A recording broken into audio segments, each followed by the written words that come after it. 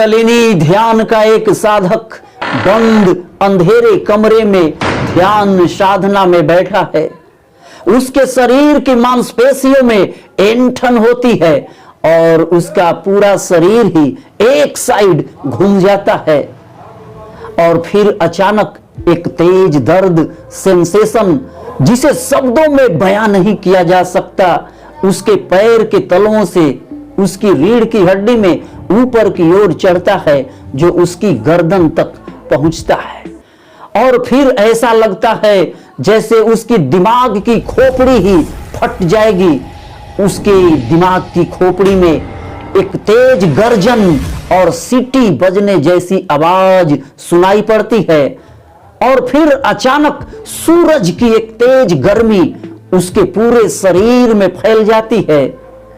उसके हाथों में जलन होती है और ऐसा लगता है जैसे उसका पूरा शरीर अंदर से फट जाएगा और फिर वह अचानक हंस पड़ता है, आनंदित हो जाता है और इस आनंद भाव से असहनीय दर्द और पीड़ा पर काबू पा लेता है। ये सुनने में आपको भले ही एक पागल खाने के कमरे में बंद एक पागल की कहानी जान पड़ती हो, लेकिन कुंडलिनी का जागरण कुछ इस प्रकार भी होता है जिसे देखकर आप भाग खड़े होंगे। शुरुआती दौर में कुंडलिनी जागरण कुछ इसी प्रकार होता है जैसे बच्चे को जन्म देते समय मां बिल्कुल बेबस और असहाय, शरीर में एक असंतुलन और असहनीय प्रसव पीड़ा और दर्द सहती है। फिर जब बच्चे का जन्म होता है तो चारों तरफ आनंद का माहौल छा जाता है और वह मां भी खुश हो जाती है, आनंदित हो जाती है। ठीक उसी प्रकार कुंडलिनी शक्ति का जागरण जब शुरू होता है तो कुंडलिनी शक्ति साधक के शरीर में उपद्रव और उत्पात मचाते हुए एक दर्द और पीड़ा लेकर आती है और साधक जब इस दर्द और पीड़ा से गुजरने के लिए अपने शरीर को इजाजत दे, वह मात्र साक्षी बना रहे और सभी सेंसेशन दर्द पीड़ा से वह गुजर जाए तो यह प्रक्रिया उसके लिए एक गहरी आध्यात्मिक अनुभूति और मनोवैज्ञानिक बदलाव लेकर आता है। इसके परिणाम स्वरूप उसके अंदर एक इनलाइटेंड व्यक्तित्व, प्रबुद्ध पुरुष का जन्म होता है, उसकी कुंडलिनी जागृत हो जाती है। लेकिन कुंडलिनी जागरण के अनुभव और मानसिक मनोवैज्ञानिक बदलाव के अनुभव के बीच एक बहुत ही सूक्ष्म अंतर होता है। इस साधक कुंडलिनी को काबू नहीं कर पाता, यदि इस शक्ति को वह अपने शरीर में कायम नहीं रख पाता तो फिर कुंडलिनी आत्मघाती बन जाती है। सभी प्रकार के योग में कुंडलिनी योग एक प्रचंड, एक प्रबल, विध्वंसक और खतरनाक योग है। यह सबसे अधिक शक्तिशाली है, इसीलिए यह खतरनाक भी है। कुंडलिनी योग शैव तंत्र विज्ञान का ही एक अंग है। कुंडलिनी शक्ति मनुष्य के रीढ़ के सबसे निचले हिस्से में सुषुप्त अवस्था में पड़ी है, जिसके जागृत होने की परम संभावना है। यह सुषुप्त अवस्था में पड़ी एक निराकार ऊर्जा का रूप है। यह देवी स्वरूप है, यह आदि शक्ति माता है और यह दैवीय ऊर्जा का एक निराकार रूप है। योग क्या है? आप सामान्य तौर पर यही जानते होंगे कि इसमें कुछ जागरूकता की जरूरत होती है, लेकिन तंत्र में कुंडलिनी योग की सराहना की जाती है क्योंकि कुंडलिनी एक रहस्यमयी तरीके से काम करती है और जब कुंडलिनी शक्ति जागृत होती है आपका मेंटल सेटअप ही बदल जाता है, कुछ मानसिक बदलाव होते हैं और आपकी अनुभूति करने, अनुभव करने की क्षमता बिल्कुल चमत्कारिक ढंग से बदल जाती है। अपने इंद्रियों के माध्यम से आप किसी पदार्थ को एक निश्चित टाइम और स्पेस में, एक निश्चित रूपरेखा में ही अनुभव कर सकते हैं। लेकिन जब कुंडलिनी जागृत होती है तो आप टाइम, स्पेस और पदार्थ से परे किसी चीज की अनुभूति कर सकते हैं। एक दूसरे प्रकार की अनुभूति, अनुभव यहां घटित हो सकता है। आपका मन अपने सीमाओं से परे फैल जाता है और यह अनुभूति एक अलौकिक, एक दैवीय अनुभूति होती है। आपका मन पहले से दी हुई सीमाओं और परिभाषाओं के परे पहुंच जाता है, जहां अनुभव का एक नया आयाम खुल जाता है। जब कुंडलिनी शक्ति जागृत होती है तो ऐसी अनुभूति होती है जैसे रीढ़ की हड्डी में नीचे से ऊपर कोई ऊर्जा पूरे शरीर को साफ करते हुए ऊपर की ओर बढ़ रही है। और जब ऐसा होता है तो यह ऊर्जा प्रकाश और ऊष्मा भी उत्पन्न करती है और पूरे ब्रेन में एक प्रकाश ऊर्जा फैल जाती है। यह एक ऐसी अनुभूति है जो इंसान और विज्ञान के समझ के परे है और यह एक रहस्यमय संयोग को पूरा करती है। कुंडलिनी ऊर्जा कोई काल्पनिक कथा नहीं है। इसका अभ्यास किसी आस्था, विश्वास या धार्मिक संस्कार के आधार पर नहीं किया जाता। और हमारे लिए जो सबसे महत्वपूर्ण बात है कि यह ऊर्जा जो हमारे शरीर के अंदर छुपी हुई है, इसे जागृत किया जा सकता है और उचित मार्गदर्शन के द्वारा इसका नियंत्रण भी किया जा सकता है। कुंडलिनी शब्द की उत्पत्ति संस्कृत भाषा के कुंडल शब्द से होती है, जिसका अर्थ है क्वायल।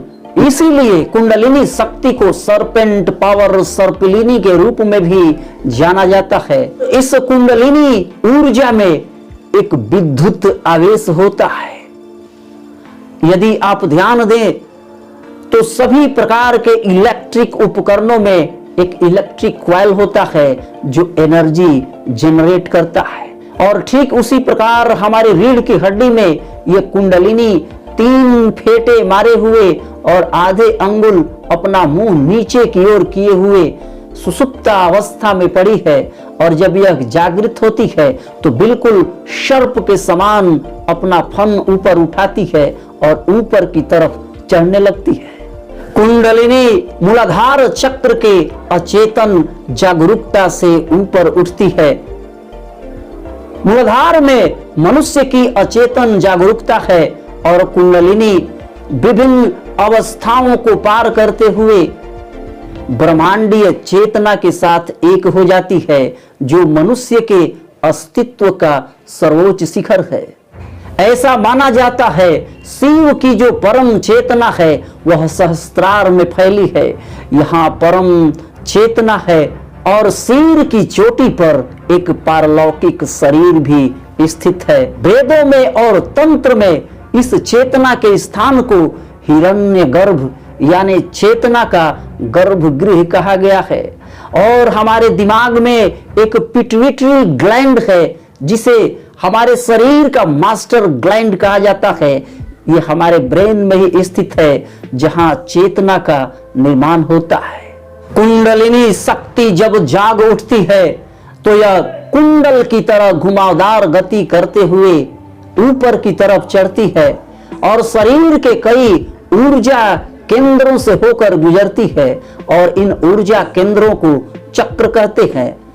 वैसे तो चक्र का अर्थ गोल पहिया होता है, लेकिन कुंडलिनी योग के संदर्भ में ये चक्र भंवर के समान गति करते हैं। मनुष्य का मन सांसारिक इच्छाओं में, अभिलाषा में, उसके गुद्दा द्वार और उसके जनन अंगों के आसपास घूमता है। लेकिन मनुष्य का मन जब शुद्ध और निर्मल होने लगता है तो उसका मन मणिपुर चक्र उसके नाभि केंद्र में पहुंचता है, जहां उसे थोड़ी बहुत शक्ति और आनंद की अनुभूति होती है। और उससे भी अधिक जब उसका मन शुद्ध होने लगता है तब उसका मन मणिपुर चक्र के पार अनाहत चक्र यानी हृदय के केंद्र में पहुंचता है। उसे कुछ अनुभूति परम आनंद की अनुभूति होती है और वह अपने इष्ट देवी देवताओं का यहाँ दर्शन भी करता है। जब मन बिल्कुल शुद्ध हो जाता है, उसकी ध्यान और भक्ति गहरी और प्रगाढ़ होने लगती है, तब वह पहले से कहीं अधिक परम आनंद और शक्ति की अनुभूति करता है। लेकिन यहाँ पहुंचने के बावजूद भी उसके नीचे फिसलने की संभावना होती है। लेकिन साधक की चेतना जब उसके दोनों भौहों के बीच आज्ञा चक्र पर पहुंचती है तो उसे समाधि की अनुभूति होती है, उसे ब्रह्म चेतना की अनुभूति होती है और उसे थोड़ा बहुत भक्त और भगवान के बीच अलगाव का भाव नजर आता है। साधक की चेतना जब उसके दिमाग के भीतर आध्यात्मिक केंद्र में पहुंचती है तो उसे निर्विकल्प समाधि प्राप्त होती है। उसकी चेतना परम चेतना में स्थिर हो जाती है और वह अद्वैत भाव से ब्रह्म के साथ एक हो जाता है। यहाँ दूरी का भाव खो जाता है। यह वही आध्यात्मिक स्थान है जहाँ कुंडलिनी शक्ति शिव से मिलन करती है। इनलाइटनमेंट या ज्ञान की प्राप्ति के लिए कुंडलिनी जागरण एक शुरुआत मात्र है। किसी को यह जानकर, यह सोचकर कुंडलिनी जागृत नहीं करनी चाहिए कि उसे बहुत सारी जादुई अलौकिक शक्तियां प्राप्त हो जाएंगी।